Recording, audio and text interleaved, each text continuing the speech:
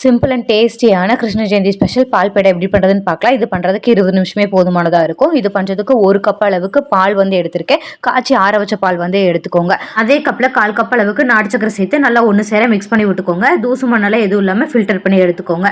1 cup அளவுக்கு பால் powder வந்து add பண்ணிக்கிறேன். நீங்கள் எந்த கப்பில் வந்து மெஷர் பண்ணுறீங்களோ ஒரே கப்பை வந்து மெஷர் பண்ணுறதுக்கு வந்து வச்சுக்கோங்க. இதையும் கட்டி இல்லாமல் நல்லா மிக்ஸ் பண்ணி விட்டுட்டு கடாயில் வச்சு லோ ஃப்ளேமில் வச்சு நல்லா வந்து கிளறி விட்டுட்டே இருங்க. கை விட்டிங்க அப்படின்னா அடி பிடிக்கிறதுக்கான வாய்ப்பு வந்து அதிகமாக இருக்குது. நல்லா ஓரளவுக்கு திக்காகி வந்ததுக்கப்புறம் கொஞ்சம் கொஞ்சமாக கீ வந்து ஆட் பண்ணிக்கோங்க. நான் எனக்கு பார்த்தீங்கன்னா மொத்தமாக 3 ஸ்பூன் அளவுக்கு நெய் வந்து ஆட் பண்ணிக்கிறேன். நல்லா திக்காகி இந்த அளவுக்கு திரண்டு வந்ததுக்கப்புறம் ஒரு நெய் தடவின பிளேட்டில் வந்து மாற்றிக்கோங்க. இது நல்லா ஆறினதுக்கப்புறம் ஒன்று சேர கலந்து விட்டுட்டு உங்களுக்கு விருப்பமான ஷேப்பில் வந்து பிடிச்சு எடுத்துக்கோங்க. நான் இந்த மாதிரி ரவுண்ட் ஷேப்பில் வந்து பிடிச்சு எடுத்துக்கிறேன். இந்த மாதிரி ஷேப்பில் எனக்கு பார்த்தீங்கன்னா 10 பேடா வந்து கிடச்சிது. நான் டெக்கரேஷனுக்காக கொஞ்சமாக குங்குமப்பூ வந்து அதில் சேர்த்திருக்கேன். நீங்கள் தேவைப்பட்டால் நட்ஸ் கூட ஆட் பண்ணிக்கலாம். இந்த கிருஷ்ண ஜெயந்திக்கு நீங்கள் ட்ரை பண்ணி பார்த்துட்டு எப்படி இருக்குன்னு சொல்லுங்கள். நெக்ஸ்ட் வீடியோவில் பார்க்கலாம். பாய்.